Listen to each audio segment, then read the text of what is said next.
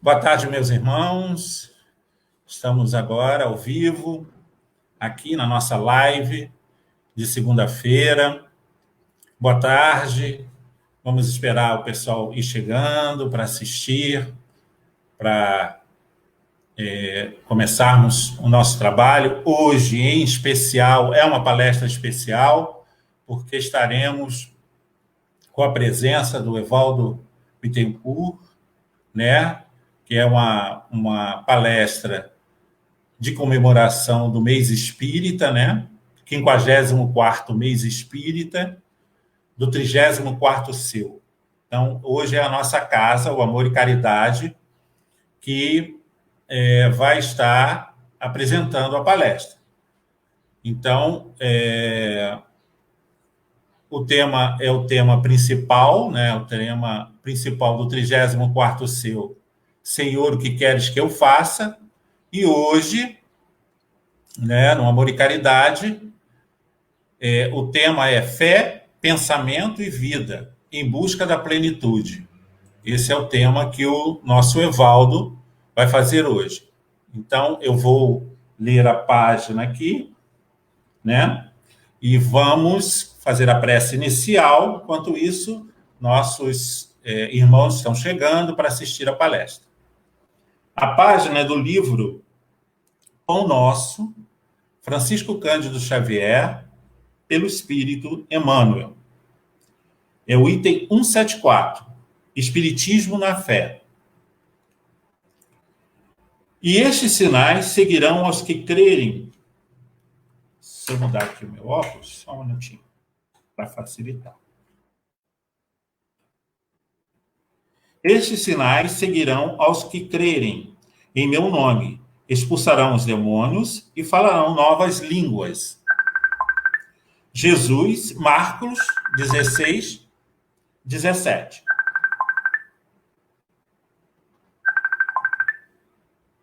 Só um minutinho.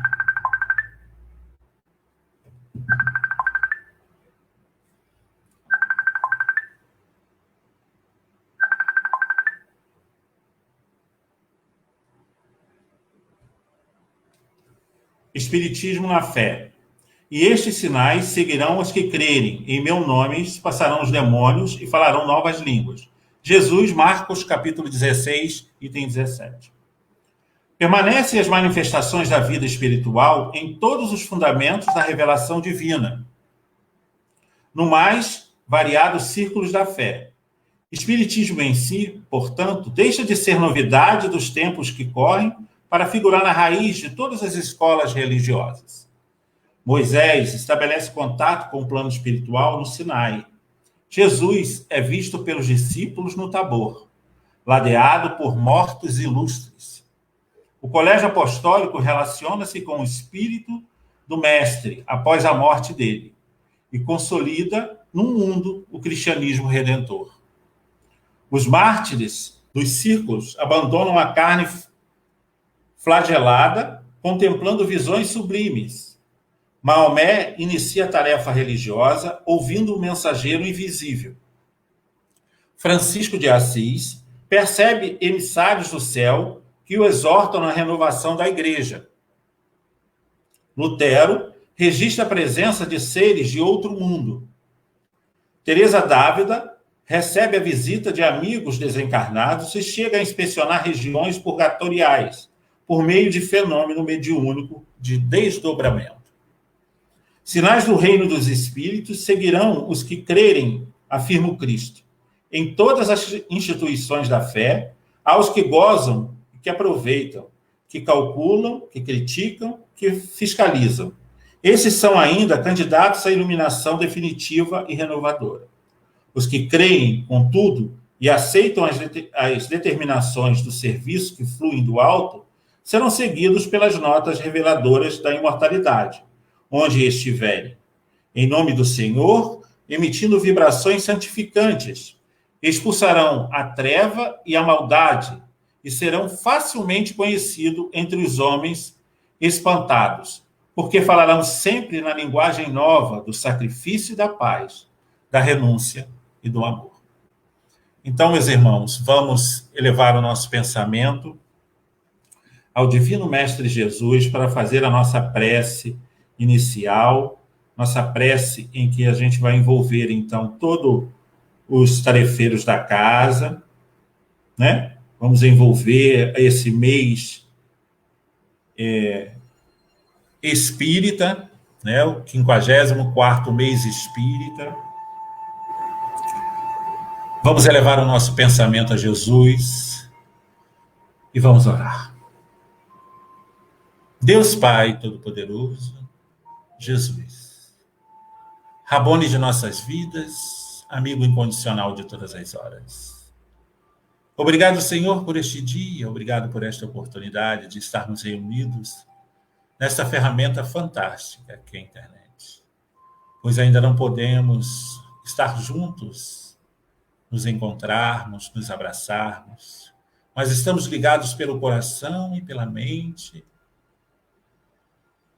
através dessa palestra, do 54º mês espírita, do 34º ciclo. Envolva-nos, Senhor, proteja-nos. Traga a tua paz, a tua luz, à nossa casa, ao nosso ambiente virtual. Traga a proteção divina vinda de ti.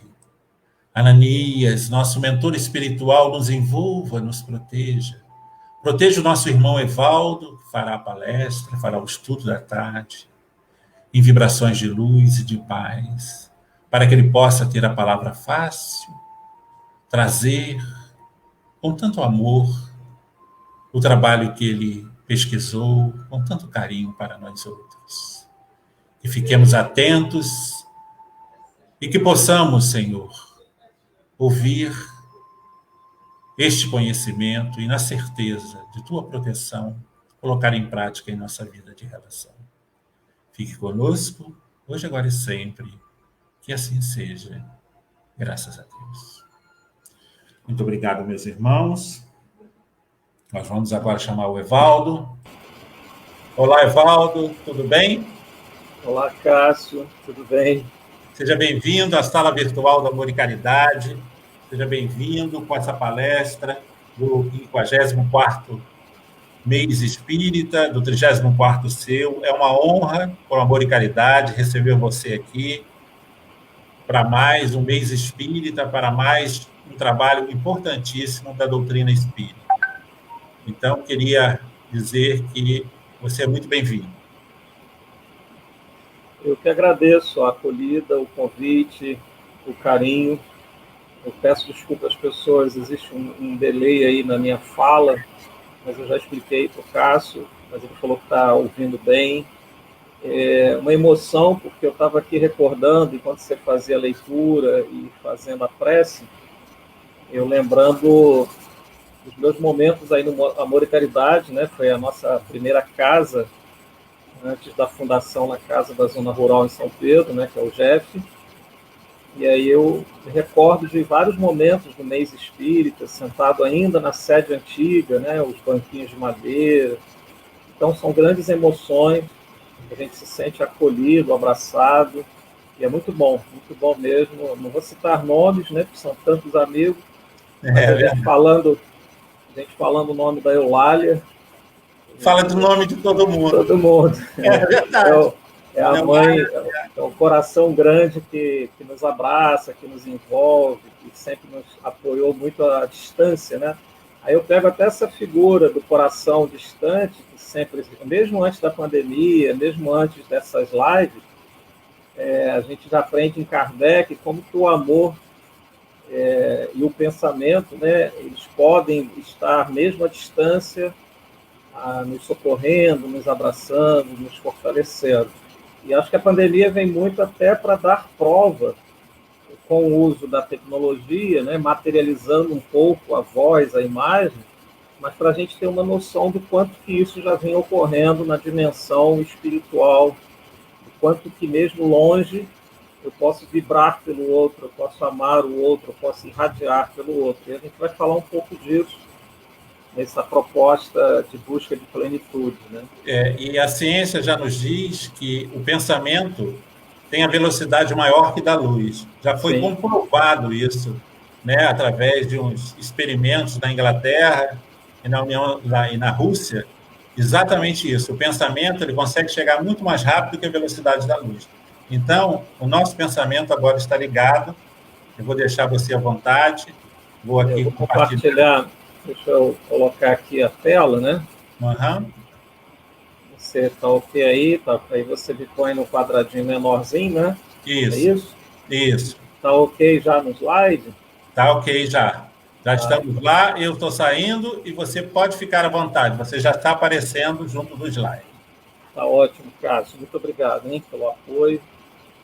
Então, nós estamos falando justamente nessa perspectiva de pensamento e como que a vida pulsa com os recursos que nós já temos na condição de encarnado e que muitas vezes não nos damos conta. Mas que o Espiritismo, com todo o estudo, conhecimento, desde o século XIX, e com o avanço da ciência, né, o Cássio já abordou, e apesar de eu ter feito um recorte, ter escolhido não o aprofundamento científico da temática, mas muito mais no sentido da gente fazer uma conexão com o valor da vida e como que a gente utiliza aquilo que já sabemos, ainda que não tão aprofundado no campo científico, mas para a gente ir construindo essa plenitude, né?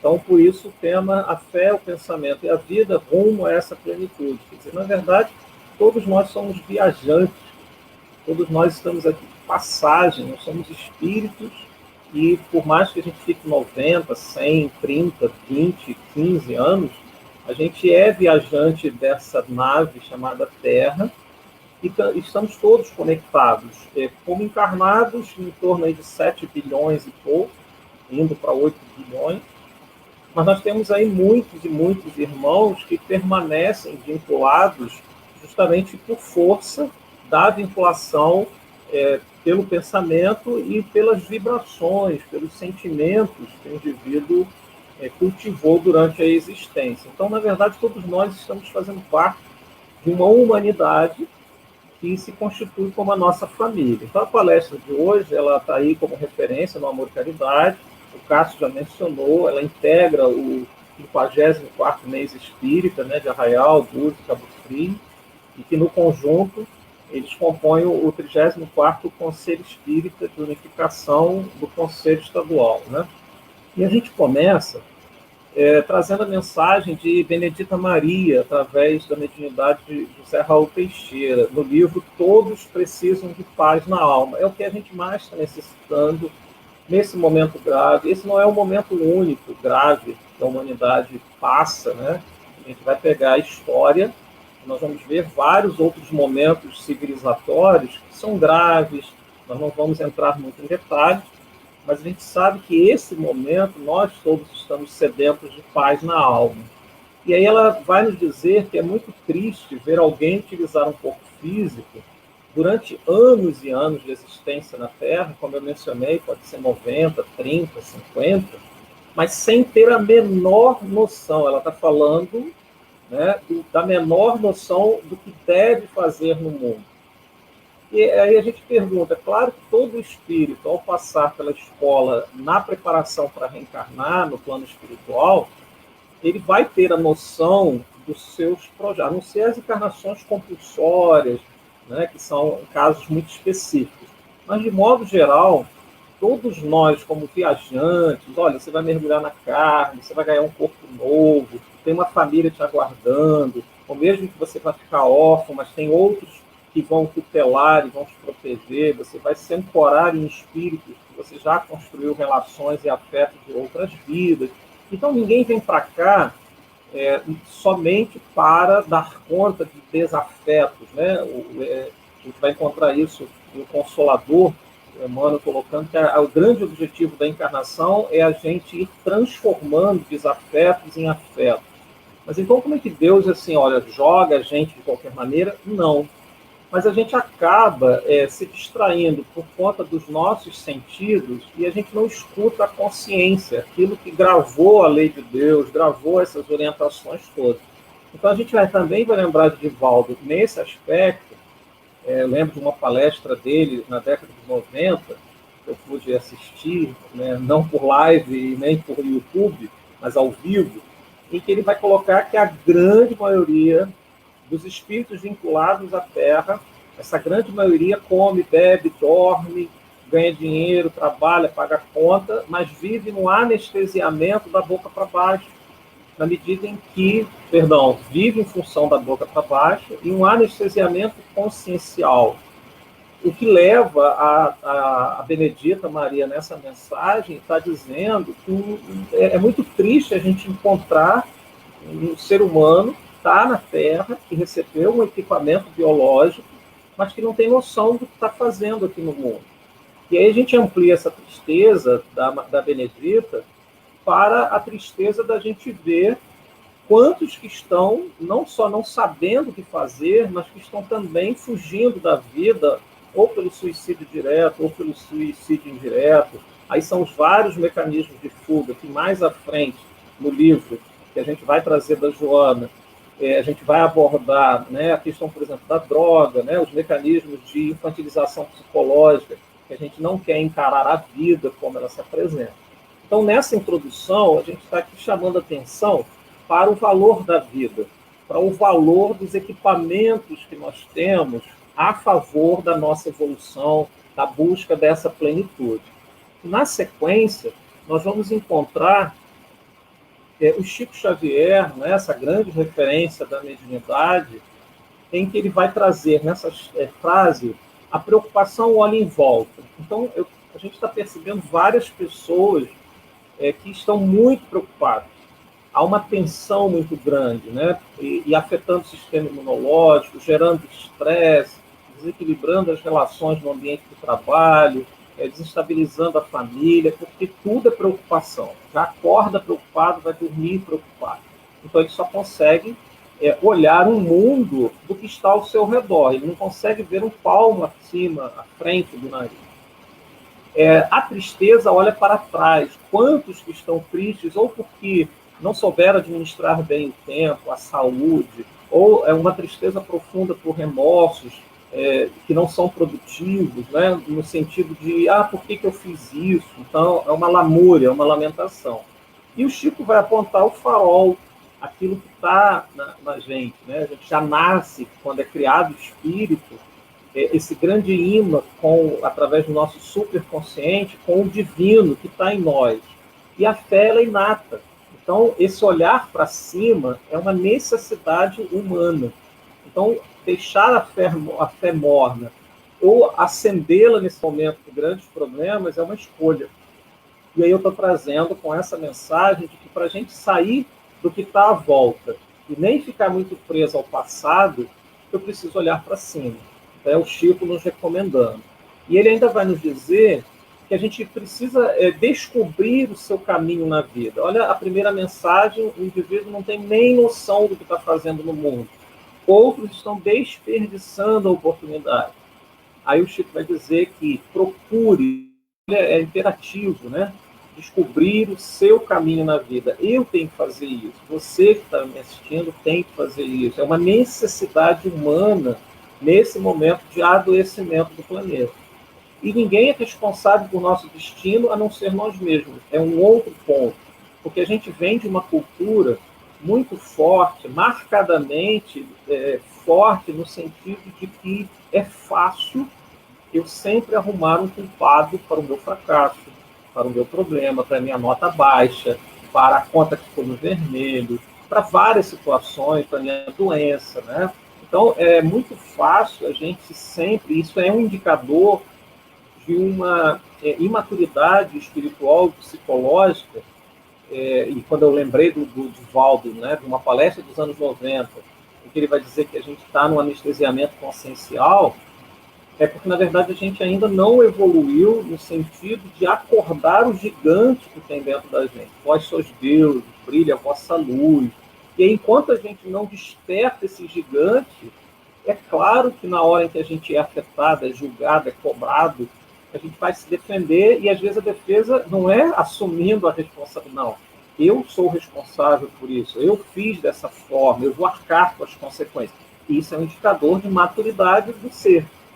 Quando eu saio culpando Deus, a chuva, o vento, a esposa, o vizinho, a professora, né, a faculdade e assim por diante, a lista é grande, e, claro, eu fico numa zona de conforto, saio metralhando, apontando o dedo para todo mundo e não assumo que, na verdade, esse destino ele é construído, ele é modificado, ele não é um pré-determinado por Deus com uma mão pesada de castigo. Então, ninguém é responsável por nosso destino, a não ser nós mesmos. E aí, fechando, né, essa análise, a gente também tem muito ainda no meio espírita, né, a culpa, a tendência de culpar os obsessores. Poxa, os obsessores nada mais são do que os nossos irmãos de humanidade, são espíritos que deixaram o corpo, ou com desafetos, ou a gente não resolveu enquanto estava a caminho com ele, né, como o Cristo recomenda, ou ele tem lá os processos ainda, né, de inveja, de situações que estão no campo da inferioridade, e eles só são atraídos porque o meu campo mental, aí a questão do pensamento, vai estar em sintonia e estou permitindo que eles assim ajam. Então, não há uma unilateralidade do processo obsessivo, né? Então, a gente tem que parar com essa história de arrumar culpados nesse processo. E o Chico ainda, então, vai nos dizer que nós somos livres. Ah, para aí, volta. Né? Tudo bem, é o Chico que está falando, mas você dizer que nós somos livres, nós não somos livres, somos. Claro que a nossa liberdade ela está ainda condicionada, né, referenciada pelo grau de evolução. Então, eu não dou liberdade para uma criança de 6 anos que pegou a chave do laboratório de química do colégio, né, ele está lá no Fundamental 1, mas é um colégio que vai até o ensino médio. E tem lá o laboratório de química com os reagentes, né, com os ácidos, com todos aqueles equipamentos de bico de gás, com, né, todas as vidrarias e tal, os equipamentos. E aí essa criança, de forma aleatória, abriu a porta, entrou e vai mexer no laboratório, correndo grandes consequências, né? Então, Deus ele não faz isso conosco, ele nos dá uma liberdade dentro desse estágio 2 que está o planeta, prova, expiação, indo para o estágio 3 de regeneração, quer dizer, a gente está aí nessa transição, mas a gente é livre dentro desse cenário construído por nós ao longo dos milênios. Então, eu sou livre para decidir sobre os meus atos, muito embora, né, e aí, voltando para o plural, nos tornemos escravos, a palavra é forte.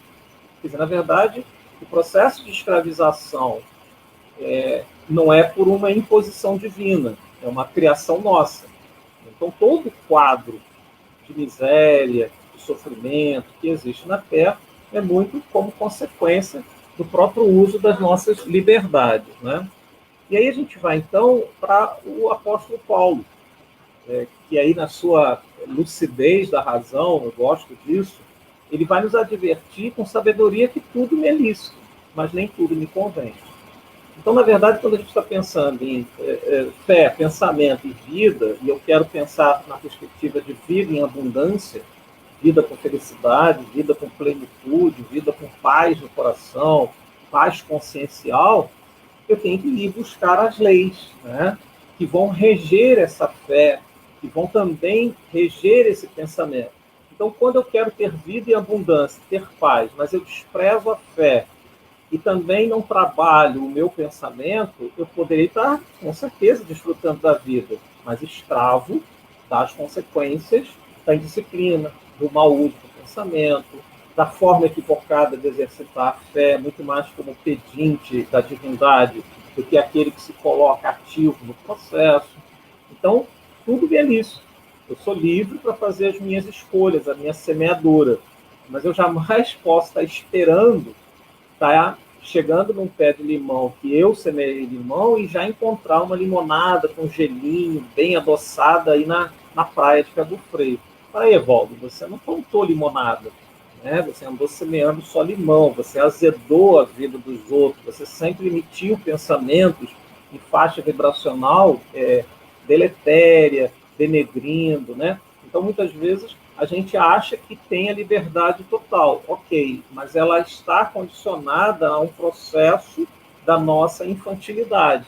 Então, a relação que a pedagogia divina vai fazer conosco é muito mais de aprendizado do que de castigo. Não existe essa perspectiva do castigo. Então, a gente seguindo, a gente vai se ancorar para o estudo, claro que outros livros, né, o Livro dos Espíritos, o Evangelho do Espiritismo, mas a gente traz aqui para os amigos duas referências do nosso estudo que poderão ser manuseados, poderão ser estudados em profundidade. O primeiro, que é a plenitude, que é o finalismo da palestra, né? Quando a gente pensou em fazer essas reflexões, né, no sentido da gente se ver caminhando para a plenitude, para uma vida plena. E aí a Joana vai trazer nesse livro. E a gente vai encontrar, ancorando a ideia de pensamento e vida, um livro de 1958. Vejam que é um livro, né, praticamente já aí com muito tempo rodado entre nós, e o Emmanuel, com muita propriedade, vai nos ajudar a fazer profundas interpretações desse livro, trazendo mensagens, né, como ele vai dizer, de mecanismos de oralidade na preparação do processo de reencarnação, e aí, a pedido, né, que chegou até ele materializa as orientações que eram verbalizadas para quem estava candidato para reencarnar na Terra, através dessa cartilha, que ele assim chama, Pensamento e Vida. Então, o pensamento é, para nós, um amplo assunto para estudo, pois muitas das teorias elas são obscuras no ponto de vista materialista, e é claro que está havendo já evolução, o Cássio fez referência no começo, há estudos avançando nesse aspecto, em que a própria ciência, mesmo não sendo a religião ou o espiritismo, já tratando de forma diferenciada, né? No espiritismo, nós temos uma visão de pensamento como uma força criadora. Acho que isso como eu coloquei no início, né? É o suficiente para o nosso nível de entendimento de saber que eu tenho uma força mental, eu crio quando eu penso, né? Então, através dele, nós podemos atrair motivos de alegria ou de sofrimento, nós podemos nos unir a Deus ou nos distanciar dele. Por isso, o estudo do pensamento é de enorme importância para a nossa evolução moral. Entender o quanto o pensamento pode influenciar na vida material e espiritual pode nos ajudar a controlar e vigiar sobre o que andamos pensando. Naquela recomendação clássica do Cristo, né, o orai e vigiai, esse processo, muitas vezes, em que a gente ora 5 minutos, aí é uma cultura de religião que a gente traz com atavismo de outras encarnações. Então, na verdade, e às vezes até a gente repete ainda na casa espírita, não, eu vou orar naquele horário do culto do evangelho semanal, eu vou orar na hora que tem a live lá do grupo, eu vou orar na hora que tem a reunião dos médios em que eles estão irradiando, e pronto. Então, esse processo é educativo e é pontual. Na hora em que ele trabalha a perspectiva do controle e da vigilância do pensamento, é um ato educativo de autogestão. Quer dizer, de que forma que eu, nas minhas 24 horas, que aí eu estou incluindo também um momento em que está fora do corpo, em que eu preciso ser um gestor dessa potência, dessa usina que irradia, né, e que toma forma e que vai plasmando no universo, usando o fluido cósmico universal, aquilo que eu idealizo. Então, muitas vezes, se eu estou movido por um sentimento inferior de ódio, de raiva, de vingança, e mesmo que eu já tenha um freio de não ir lá materializar a vingança, mas se eu mantenho vivo um sentimento que potencializa um desejo, que gera uma vontade, e o pensamento se irradia com essa vontade, eu estou usando elementos sutis da matéria, vinculados ao planeta, e que vai criando o meu universo, e que em algum momento eu vou me encontrar com ele. Há surpresas quando a pessoa se desnuda da carne, né, pela desencarnação, pela a morte física do corpo, e aí quando vai se encontrar no mundo espiritual, a gente há relatos das duas situações. Indivíduos que ficam extremamente surpresos, mas eu fiz todo esse bem, eu fiz tudo isso. Quando abre a ficha luminosa de serviço, ele imagina, ao desencarnar, que de repente o passe que deu, os alimentos que serviu, as visitas aos moradores de rua, aos visitantes dos hospitais.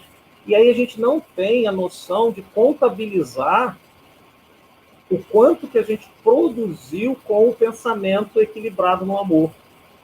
Então, há surpresas muito boas de relatos na literatura espírita de indivíduos que, ao deixarem o corpo, se surpreendem com o quanto que construiu, que edificou, porque manteve a serenidade, manteve o equilíbrio, vigiou, orou, inundou a área da mente, né, com vibrações vindas do coração na conexão com Cristo, pacificando, amando, perdoando, e que, sem perceber, ele produziu para o universo muita coisa boa. E o inverso também ocorre.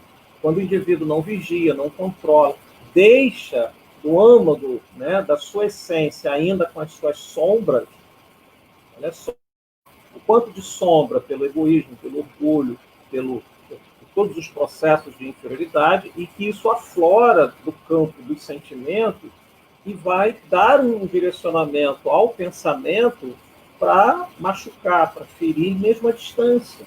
Então, quando o indivíduo desencarna, ele diz, não, mas eu não matei ninguém. Peraí, você não pegou uma arma branca, não pegou uma arma de fogo, você não foi lá e assassinou alguém.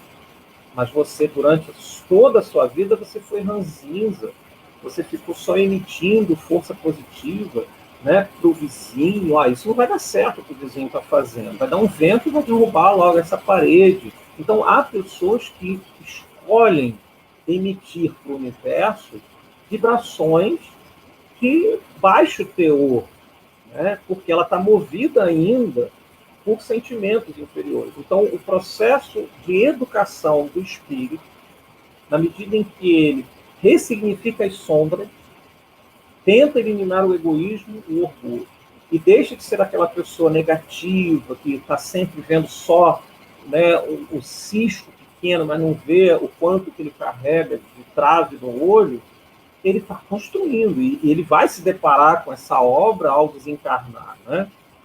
Então, o Emmanuel, na introdução do livro, fazendo referência, Pensamento e Vida, ele vai nos dizer em 58, o nosso pensamento cria a vida que procuramos, através do reflexo de nós mesmos, até que nos identifiquemos um dia, olha só, no curso dos milênios, com a sabedoria infinita e com o infinito amor, que constitui o pensamento e a vida de nosso Pai. Então, até que a gente consiga essa totalidade de integração, mente e sentimento, com o divino em nós, vós sois Deus, brilha a vossa luz, sede perfeito como o Pai, a gente está a caminho.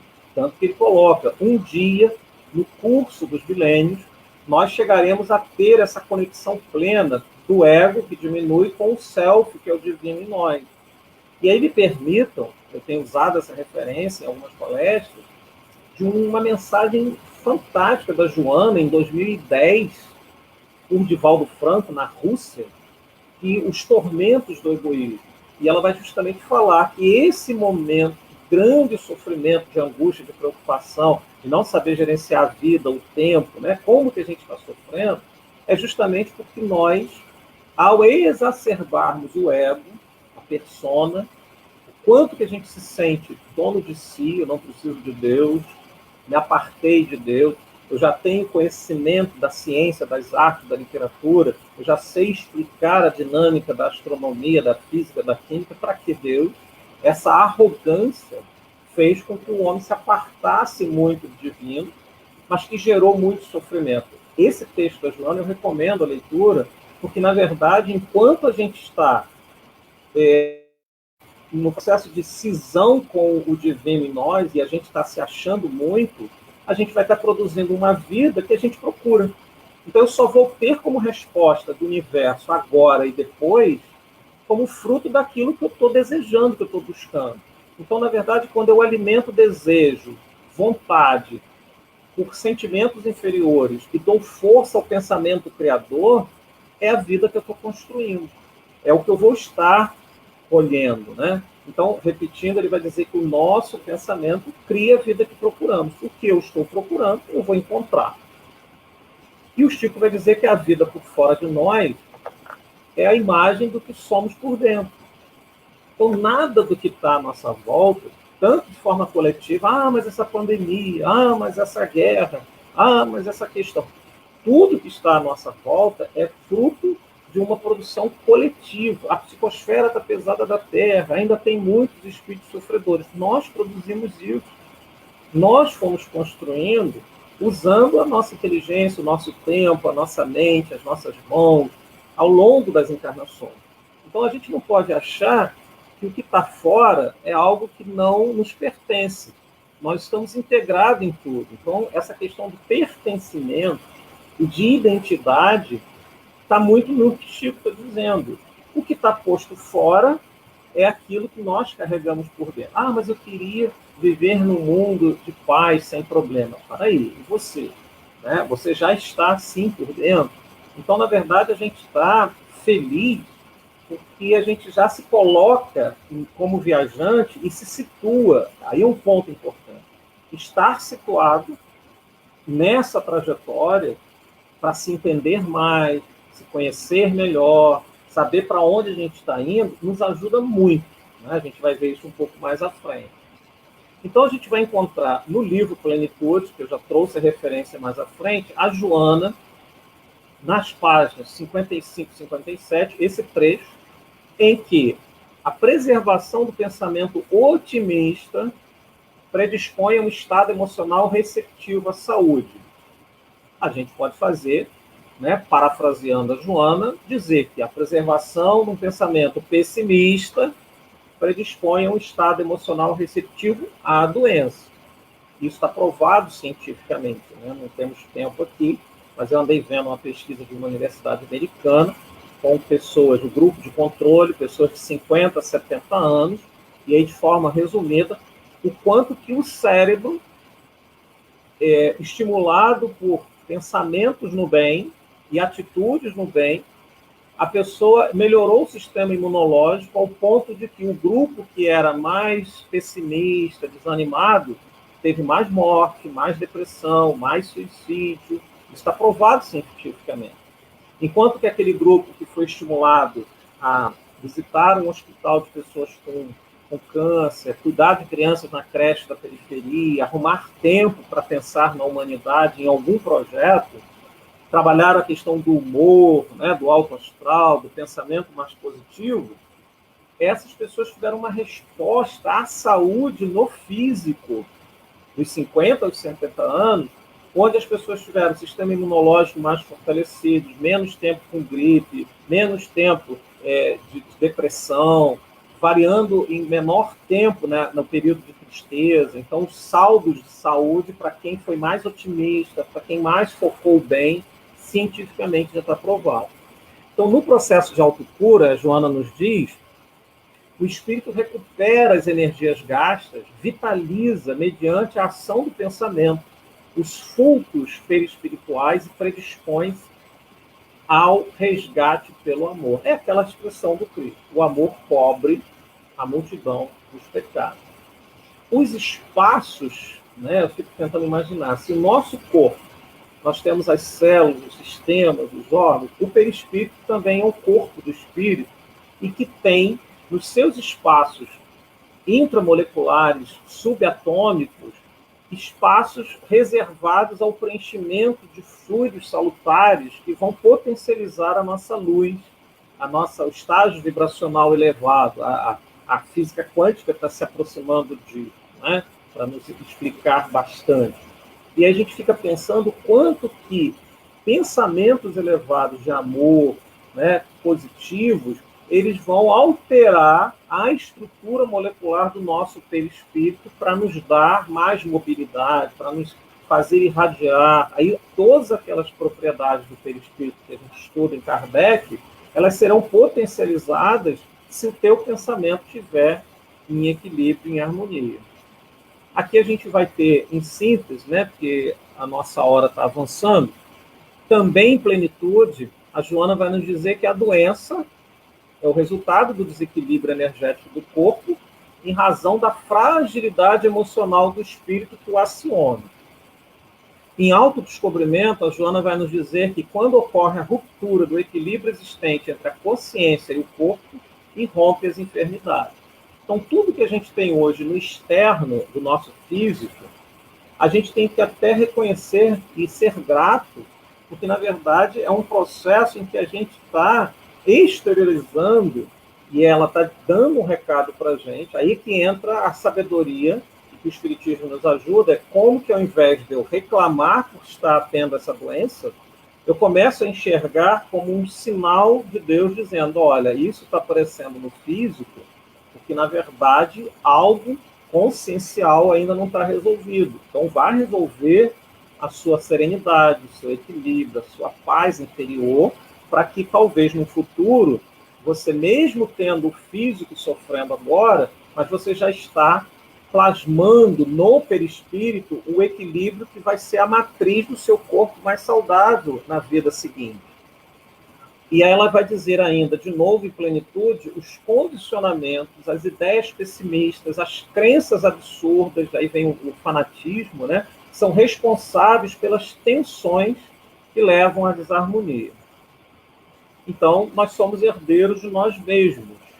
Em plenitude, de novo, a Joana vai nos dizer, no quadro das doenças que abalam os homens, encontramos instaladas no perispírito várias matrizes de ódio, de ressentimento, de azedume em relação a outras pessoas. Isso é o passado agindo no presente. Na minha fala anterior, eu já estava projetando para o futuro. Se hoje eu trago ainda as mazelas no físico, porque as minhas matrizes estão relacionadas a ódio, ressentimento e azedume, eu só altero isso se eu mudar essa matriz em mim.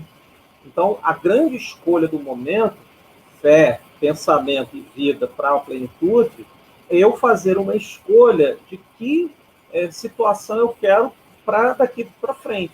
Então, até mesmo aquilo que chega como algo que eu posso estar julgando como ruim, a visão espírita nos aponta de que eu preciso agradecer, eu preciso entender que é um grande degrau que eu vou estar subindo para que no futuro, eu me libertando desses sentimentos inferiores, eu possa alcançar esse equilíbrio, né? E aqui em Conflitos Existenciais, a gente também encontra a Joana, na página 9 desse livro que a gente recomenda também, Conflitos Existenciais, ela vai dizer que a criatura humana está destinada à plenitude, avançando.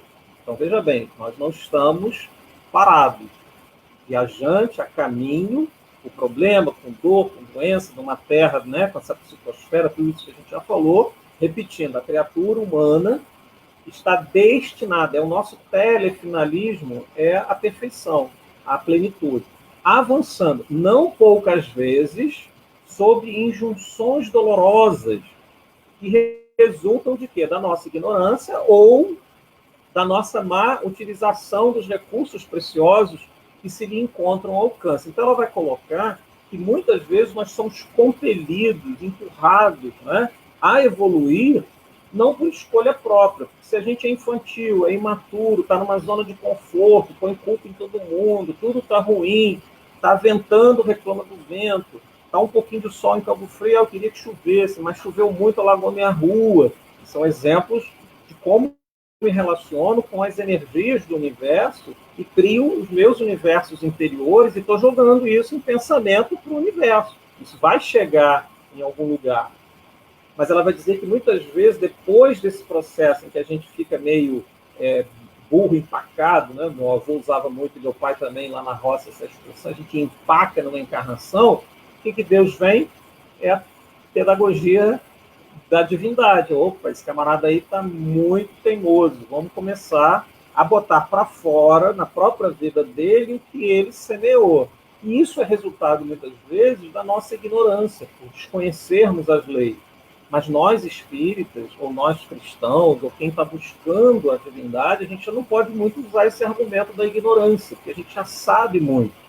Mas aí vem a questão, ela não se atém, só a ignorância, ela vai dizer que ou da má utilização. Eu posso não estar mais ignorante das leis de Deus, eu posso saber muito, né, da relação encarnado-desencarnado, leis espirituais, leis de amor, mas eu ainda estou usando mal os recursos do tempo. E aí o que eu vou fazer? Fugas psicológicas, a preguiça, a raiva, o medo, ciúme, a ansiedade, a crueldade, o estresse, a drogadição, que é o que a gente mencionou no início, né? São mecanismos de anestesiamento para uma realidade que a gente não quer encarar.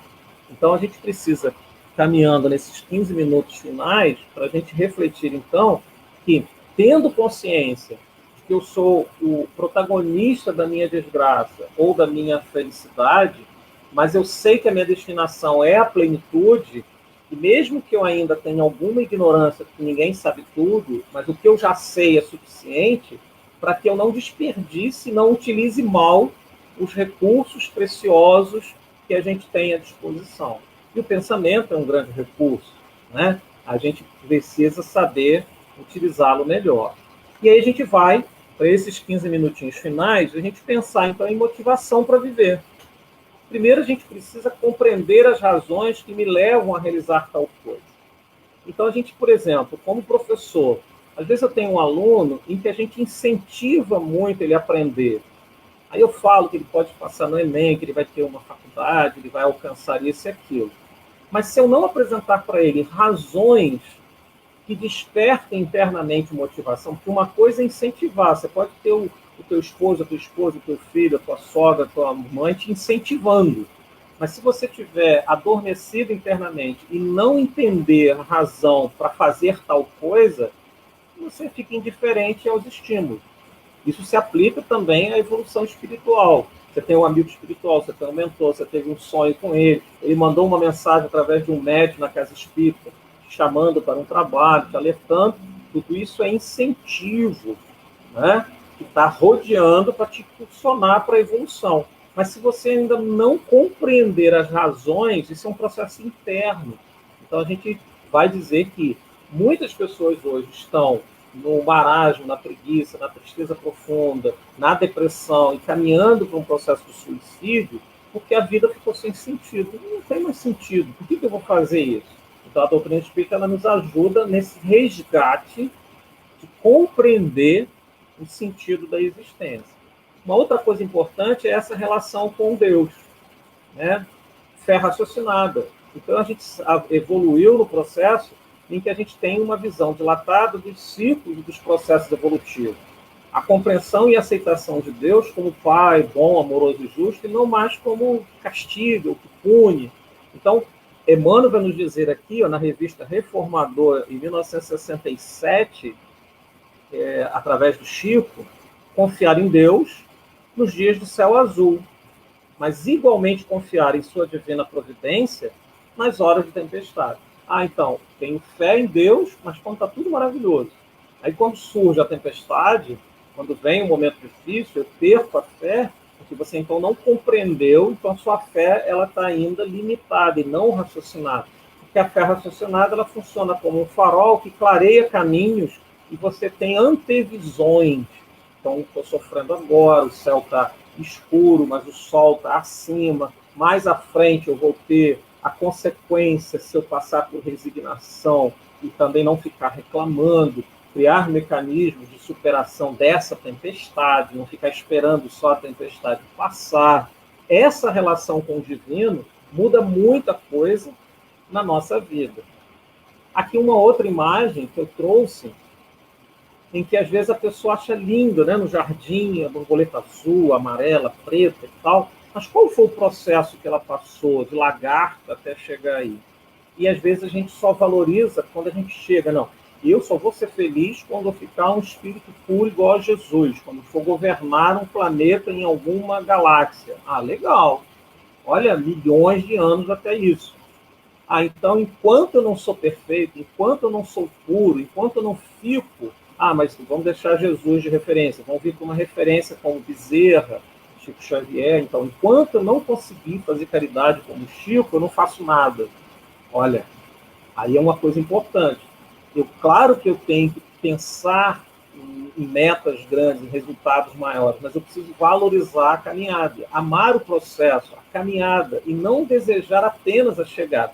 E quando eu foco muito só no resultado final, eu não vou dando valor aos processos dolorosos para chegar lá. Então, a fase do casulo para a borboleta é importante. Então, se hoje você sofre, se está num momento difícil, se tem relacionamentos em casa, ou a questão do trabalho, quer dizer, qualquer situação, quem estiver nos assistindo esteja passando, valorize isso. Isso traz amadurecimento. O resultado não vai ser só o final, quando você vencer tudo isso, mas é como você vai vencer essas etapas. Então, a gente está vivendo uma crise do corona, né? Do coronavírus. E aí, Evaldo, peraí, né? Você está brincando, espírita está brincando com a gente, né? Ser grato? Sim. Porque, na verdade, quando eu acredito naquele Deus que tem um propósito para tudo, é a inteligência suprema, a causa primária de todas as coisas, a gente tem um governador que ama, no grau maior de amor que a gente conhece. Eu confio em Deus, confio em Jesus. Então, se chega um coronavírus, há um propósito muito grande. Há propósitos. A gente não sabe ainda nem todos os propósitos. Então, a primeira reação de um cristão que tem fé nessa perspectiva do raciocínio, da fé raciocinada em um Deus que ama, que é justo, que é bom e que é a inteligência suprema, eu agradeço, ser grato e tirar o melhor proveito de cada experiência, na crise, nas doenças, nas frustrações e nas perdas, né? Então, quando eu fico só reclamando, só na reação, eu estou usando o meu pensamento, mobilizado por vários sentimentos, numa faixa vibracional que vai ao encontro de quem está doente, quem é reclamão, quem está desequilibrado, quem não é proativo, só está pensando em destruição. E quando eu libero a energia da gratidão, eu estou me conectando com essas forças mais superiores, que geram, essas forças geram saúde, equilíbrio, harmonia, e que com o processo, e não assim, nesse processo a gente vai conseguindo se perceber filho, gerar uma identidade, se sentir mais herdeiro de tudo isso. E olha que interessante essa imagem em que a gente tentou retratar aí da infância ao túmulo, né? A solidão no penúltimo, né? Quando ele vai ao túmulo e a esposa já tinha partido antes dele, e depois os dois já estão no mundo espiritual e a árvore simbolizando o fim da vida material. Como que eu aprendo com as dores? Ter um avô que desencarna, ter uma mãe que desencarna, ter um filho que desencarna. Então, são processos naturais da vida e que eu preciso deslanchar mecanismos internos de superação para não levar muito tempo. O luto é necessário, é fechamento do ciclo, mas como que eu vou, com a fé raciocinada, com a certeza da continuidade da vida, aprender com esses momentos dolorosos, né? Então, na verdade, a gente está numa escola em que tudo isso é necessário. Então, quando eu encaro e compreendo que isso faz parte do meu processo de evolução, eu vou aprender com as dores, com as perdas, com as frustrações, e vou usar tudo a favor do meu conhecimento e da minha evolução. E aqui a gente tem os momentos, eu voltar aqui a gente sempre, né, claro que eu botei dois, né, infância, o casal e a vida, mas a gente tem várias pessoas, né, vários amigos, local de trabalho e tal. Mas há momentos da vida em que a gente tem que fazer o percurso, sim, dessa forma que eu trouxe nessa imagem. É claro que, pelo conhecimento espírita, a gente nunca está sozinho. Eu falava para o Cássio no começo das conexões por pensamento, por sentimento, em que quem tem fé e compreende a dinâmica da vida espiritual no nível consciencial mais ampliado, mesmo que ele esteja nesse túnel escuro, que ele só tenha essa trilha para chegar até uma saída desse túnel, ele jamais vai se sentir sozinho, porque aí ele dilata a visão, ele enxerga o vir a ser, ele tem segurança do caminho, da caminhada, sem ansiedade, e apenas deixa fluir a vida com gratidão. Então, alcançar esse estágio, eu fico imaginando assim, a gente desencarnado, quer dizer, hoje a gente se ancora, né, familiar, esposa, filho, os parentes, os amigos. Vamos fazer uma projeção de como que você se vê desencarnado. Esse é um processo educativo do Espiritismo. O Espiritismo, antes de tudo, é uma obra de educação nossa para mudar uma cultura extremamente materialista. E aí, como que eu me projeto desnudado, sem esse corpo? Será que eu resisto muito tempo estar sozinho em busca da luz? Será que eu me sinto sozinho ou o meu pensamento me leva a um universo criado por mim que vai amenizar, que vai me tranquilizar, que vai trazer paz onde quer que eu esteja? Essa ideia da imagem que a gente tentou trazer. Então, a gente tem 5 minutos para encerrar. Eu vou permitir fazer leituras, vou ter que estancar os comentários para ir caminhando para essa finalização. Então, em outro livro, a Joana, né, Iluminação Interior, ela vai dizer o seguinte: o espírito está fadado à felicidade. Ao largo dos milênios, o perispírito vem fixando no cérebro físico os elementos encarregados de propiciar-lhe a felicidade, assinalando alguns neurônios com essa faculdade especial de produzi-los. Olha que coisa maravilhosa. Os neurotransmissores específicos, quais a dopamina e a serotonina, são portadores dos fatores que proporcionam felicidade à criatura humana, cabendo ao espírito, olha aí, cabendo a nós, somente saber canalizar as emoções de modo que se expressem como alegria de viver, harmonia pessoal, equilíbrio. Cabendo ao espírito somente canalizar as emoções. Então, eu preciso ressignificar as minhas sombras, colocar mais alegria, mais amor, mais compaixão, mais fraternidade, mais solidariedade. Todos estão na Terra para adquirir felicidade, jornadeando no rumo da plenitude, que é a meta futura. A Joana, em outro livro, Triunfo Pessoal, vai nos dizer: o objetivo existencial é desenvolver o Cristo interno. É aquele divino em nós, é o self, né? É o quanto que o superconsciente nos projeta para o divino, é o imã forte que nos mantém com essa fé, com essa certeza de que nós somos deuses, né? De que a luz precisa brilhar. Ninguém vive realmente sem objetivo existencial. O ser humano, ele suporta qualquer tipo de perda, naturalmente dentro dos seus limites emocionais. Não, porém, a perda do objetivo existencial. Aí que é o vazio. Muitos estão abandonando a vida porque não conseguiram resgatar e compreender o objetivo de estar aqui. Então, quando eu alcanço o meu objetivo existencial maior, que é essa reconexão com o divino, eu lido melhor com as adversidades que vão me testar, que vão me desafiar, mas eu não abandono a vida. Eu continuo com o objetivo de evoluir cada etapa.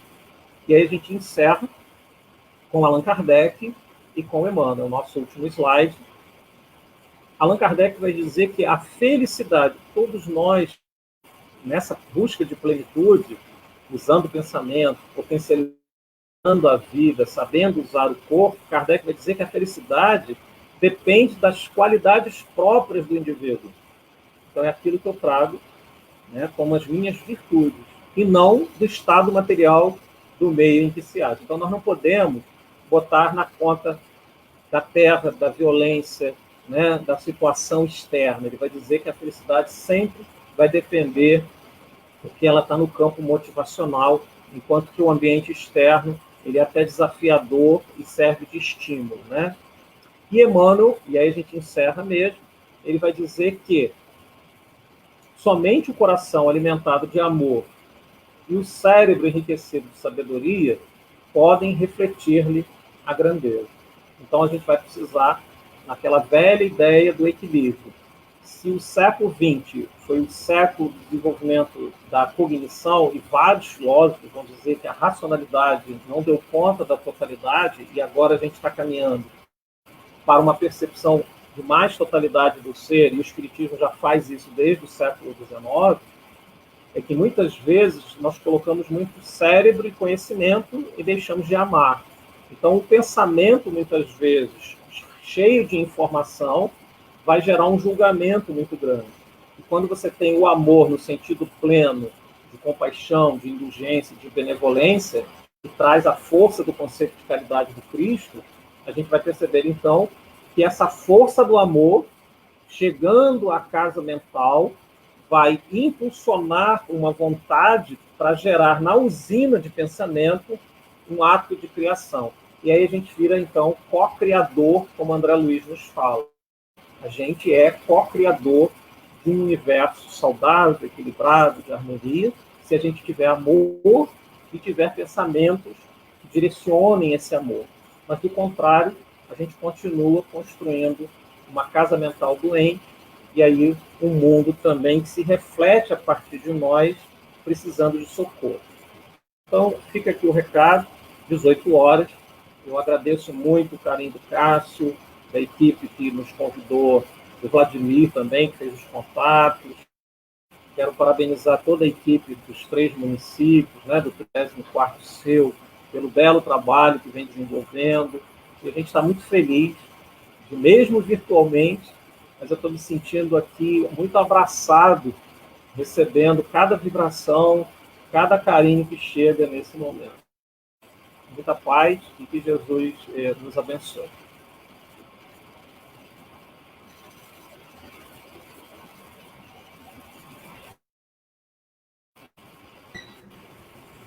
Muito obrigado, Evaldo. Foi muito bom, muito interessante. Um estudo tranquilo, leve, e a gente compreendeu bem, né? Nós temos aqui as mensagens de agradecimento da Sônia Rolim, da Cristina Braga, do pessoal do SEAC, né? Aqui o nosso amigo, a Maria Lúcia Guidorize, né? Maria Lúcia também do Amor e Caridade. Muito interessante o seu trabalho, muito interessante esse estudo. Teve coisas ali que eu não sabia, não tinha visto assim, com tanta clareza. A gente passa, estuda tanta coisa e não vê com tanta clareza, às vezes, um detalhe interessante, principalmente da nossa Joana, né? Que ela traz conceitos profundos a respeito da nossa vida íntima. Antes de você fazer a nossa prece final, vamos ler aqui a agenda do mês espírita para a gente fazer a divulgação. O mês espírita continua, né? Hoje, segunda-feira, às 20 horas, nós vamos ter José Lopes, né, de Cabo Frio, Pedi Obtereis, lá no Chico Xavier, de Búzios. No dia 26, segunda-feira, às 20 horas, Eduardo Maluf, né, Jesus e o Evangelho do Amor, na Casa René Peça. Dia 29, Centro Espírita Ceareiros do Bem, às 20 horas também. Márcia Siqueira, de Cabo Frio, Tu és Pedro, e sobre essa pedra edificarei a minha igreja. No dia 30, no Centro Espírita Irmão Estevão, sexta-feira, 18 horas, nós temos a nossa Carmen Silveira, nossa, que eu digo que é a nossa do Amor e Caridade, a nossa coordenadora, a nossa professora, a nossa mestre, vai estar falando sobre o encontro com a própria sombra.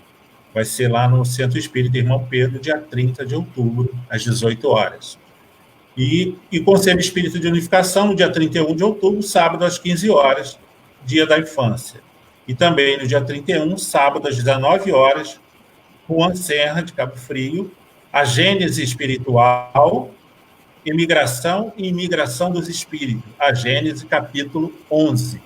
Vai ser no Centro Espírita Leon Denis, muito interessante, o Leon Denis participando, né, do 34º Seu, acho isso muito bom, a unificação da doutrina espírita, essa confraternização, e esses trabalhos, né, esses estudos que estão sendo apresentados, muito interessantes também. Então, parabéns. Agora, gostaria que você fizesse a nossa prece final. Antes, deixa eu fazer mais uma divulgaçãozinha. Vou fazer uma divulgação aqui da nossa casa, que sexta-feira tem palestra.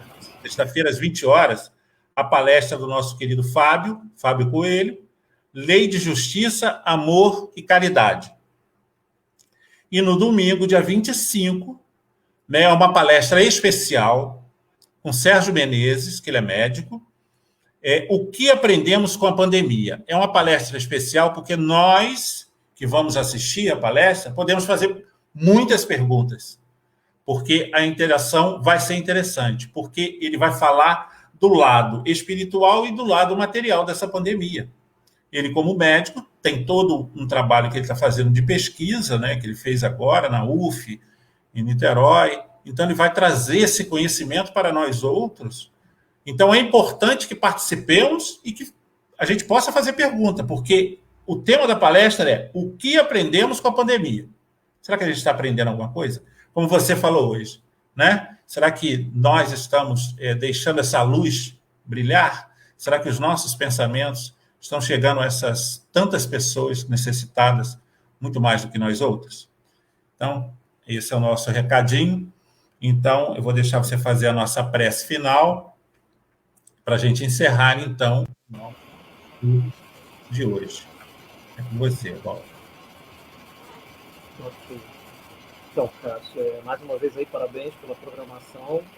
E vamos aí, as pessoas que estão nesse momento síncrono, né, estão conectados na live, que cada um na sua casa a gente possa se imaginar na sua catedral interior, que é uma grande lição desse processo de religiosidade à distância, o quanto que a gente precisa se distanciar da ideia da necessidade das catedrais de pedra, dos centros espíritas, não que eles não serão necessários no retorno dos nossos abraços, do convite, mas de que forma que o convite da pandemia é para que cada um seja uma catedral ambulante, e é o que vamos fazer agora, cada um deixar acender em si a luz divina que carrega no interior. E aí a gente conversa com o Cristo, primeiramente agradecendo, Senhor, quanto que nós temos para lhe agradecer nesse processo todo de preparação para o nosso mergulho na carne, esses anos todos respirando, alimentando, recebendo cuidados para que a vida possa estar pulsante em cada um de nós. Que sejamos gratos por cada segundo de cuidado do Pai, cuidado que inclui a inspiração, a orientação dos nossos protetores, que apontam caminhos, fazem recomendações enquanto dormimos, que possamos, então, com essa oração, possamos aguçar as nossas antenas psíquicas para escutarmos em profundidade e verdadeiramente a nossa consciência, a fim de compreendermos a nossa missão nesse tempo grave da Terra. O que fazer, Senhor? Nessa pergunta, que é a locomotiva do mês espírita, Senhor, o que queres que eu faça? Que possamos, ao final dessas reflexões, analisarmos o quanto que podemos fazer com o que sabemos, com o que somos, com o que temos, sem nos preocuparmos com grandes obras. E assim, então, Senhor, finalizando essa nossa intimidade de irmão contigo, Jesus, de filho com o Pai, que é Deus, nós queremos te pedir que cada tarefeiro, cada dirigente do Amor e Caridade, de todas as casas do 34º, recebam a proteção espiritual para que a obra do bem permaneça e continue frutificando. Abençoa o Cássio, o Vladimir, a Eulália, toda a equipe do Amor e Caridade empenhada em levar o teu Evangelho e a doutrina como um todo. Fique conosco, abençoando os nossos lares e nos dando, por hora, a tua paz. Que assim seja, Senhor.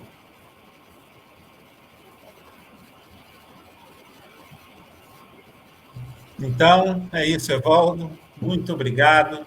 Que Jesus te ilumine sempre, te dando essa energia boa, esse falar tão tranquilo para chegar aos nossos corações. Muito obrigado mesmo. Dá um abraço na Isabete, diz que eu estou com saudade daquele povo lá do grupo de Fraternidade, abraço fraterno que tem lá, aquela coisa fantástica. Estou com muita saudade. E vamos seguir em frente e que Jesus possa nos abençoar. Boa noite a todos, obrigado a todos que estão compartilhando essa live e que Ananias e que a espiritualidade nos abençoe. Fique com Deus. A gente deixa aí um coraçãozinho lá do Amor e Caridade, né? Vocês têm lá na logo. Exatamente. É o nosso coração. O nosso coração. Estamos unidos pelo coração. Ficar com Deus. Isso mesmo. Tchau. Um abraço. Gratidão. Gratidão.